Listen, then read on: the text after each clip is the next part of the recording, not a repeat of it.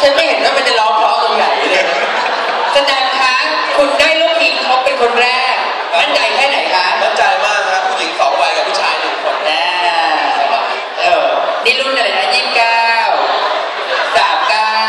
29อ๋อนี่เป็นเพื่อนกันเปล่าก็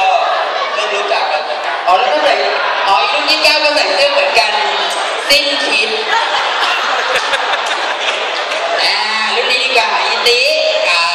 มันดวงดีแล้วล่ะได้พี่เข้าไปเนี่ยสุดยอดเพราะละพังแก2 คนเนี่ยฉันไม่รอดผมเต้นอย่างเดียวเลยจริงละพังแกกับน้องผีก็ต้องสีเสื้อเนี่ยไม่น่าจะได้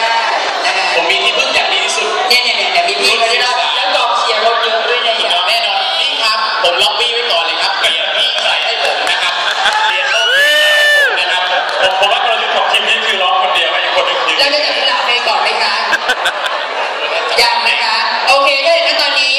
ก่อนที่เราจะให้ทั้ง4 ทีมได้ทำการแข่งขันดิฉันมีโชว์พิเศษค่ะใช่ซึ่งเป็นโชว์พิเศษนะครับซึ่งก่อนจะเริ่มโชว์เนี่ยเราต้องเริ่มจากทุกท่านกลับเข้าไปในเวทีก่อนกลับเข้าไปก่อนนะครับพักผ่อนก่อนนะครับพักผ่อนด้านนี้ค่ะด้านนี้ค่ะ